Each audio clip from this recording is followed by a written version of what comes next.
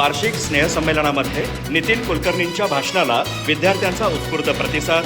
College म्हणजे आयुष्याची खरी शाळा। दादा कोंडकेंच्या आठवणींमधून जीवनमंत्र। शैक्षणिक, क्रीडा आणि सांस्कृतिक क्षेत्रातील गुणवंत विद्यार्थ्यांचा गौरव। चंदगड येथील र.भा. माडखोलकर महाविद्यालयाचा वार्षिक स्नेहसंमेलन आणि पारितोषिक वितरण समारंभ उत्साह आणि हास्य आणि प्रेरणेच्या वातावरणात पार पडला। या कार्यक्रमाला प्रमुख पाहुणे म्हणून प्रसिद्ध सिने अभिनेते दादा कोंडकेंचे वारसदार नितीन कुलकर्णी यांची उपस्थिती लाभली। तर कार्यक्रमाच्या अध्यक्षस्थानी खेडू शिक्षण संस्थेचे अध्यक्ष जी.एस. पाटील होते। कार्यक्रमाच्या प्रारंभी प्रभारी प्राचार्य एस.डी. गोरल यांनी प्रास्ताविक सादर करत महाविद्यालयाच्या शैक्षणिक, क्रीडा आणि सांस्कृतिक प्रगतीचा सविस्तर आढावा घेतला। अध्यक्षीय भाषणात जी.एस. पाटील यांनी विद्यार्थ्यांनी शिक्षणासोबतच व्यक्तिमत्व विकासावर भर द्यावा, जीवनात शिस्त आणि चिकाटी मूल्यांची जोपासना अत्यंत महत्त्वाची असल्याचं प्रतिपादन केलं। प्रमुख पाहुणे नितीन कुलकर्णी यांच्या विनोदी, प्रेरणादायी भाषणानं संपूर्ण कार्यक्रमाला वेगळीच उंची प्राप्त झाली। विनोद, अभिनय आणि जीवनमूल्यांचा सुरेख संगम साधत त्यांनी विद्यार्थ्यांशी थेट संवाद साधला। महाविद्यालय म्हणजे केवळ गुण मिळवण्याचं ठिकाण नसून इथंच मैत्री, नेतृत्व, संघभावना आणि संघर्षाचे खरे धडे मिळतात। हीच आयुष्याची खरी तयारी असल्याचं त्यांनी सांगितलं। सभागृहातील गजबज शांत करण्यासाठी त्यांनी केलेला माशांचा आवाज न करता दिलेला अनोखा प्रयोग विद्यार्थ्यांच्या विशेष आकर्षणाचा केंद्रबिंदू ठरला।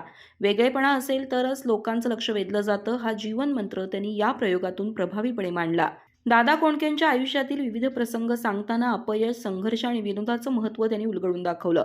हसणं हे आयुष्याला सावरणारं सर्वात मोठं औषध आहे, हा विचार विद्यार्थ्यांपर्यंत पोहोचवताना मोबाईल व्यसन, सोशल मीडियावरचे कृत्रिम आयुष्य आणि खऱ्या नात्यांचं महत्त्व यावरही त्यांनी विनोदी शैलीत परखड भाष्य केलं।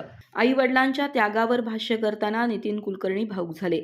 तुमचं यश हेच पालकांसाठी सर्वात मोठं समाधान आहे, या शब्दांनी अनेक विद्यार्थ्यांचे डोळे पाणावले। मोठी स्वप्न पहा आणि ती पूर्ण करण्यासाठी मेहनत करा, असा ठाम संदेश देत त्यांनी भाषणाचा समारोप केला। यानंतर शैक्षणिक, क्रीडा आणि सहशालेय स्पर्धांमध्ये यश मिळवलेल्या विद्यार्थ्यांचा प्रशस्तीपत्र आणि शील्ड देऊन गौरव करण्यात आला। क्रीडा संचालक एस.एम. पाटील यांनी वार्षिक क्रीडा अहवाल सादर करत कबड्डी, क्रिकेट, खो-खो, ॲथलेटिक्स आदी स्पर्धांतील यशाचा आढावा घेतला। दुपारच्या सत्रात विद्यार्थ्यांच्या सांस्कृतिक कार्यक्रमांनी कार्यक्रमाची रंगत वाढवली। लावणी, भरतनाट्यम, पाश्चात्य नृत्य, नाट्यप्रयोग, एकांकिका, गायन, वादन अशा बहुविध सादरीकरणांनी प्रेक्षक मंत्रमुग्ध झाले। सांस्कृतिक कार्यक्रमाचं उद्घाटन संस्थेचे सचिव एम. तुपारे यांच्या हस्ते झालं। सांस्कृतिक विभाग प्रमुख ए.डी. कांबळे आणि अंजली माने यांच्या मार्गदर्शनामुळे कार्यक्रम अत्यंत शिस्तबद्ध आणि आकर्षक पद्धतीनं पार पडला।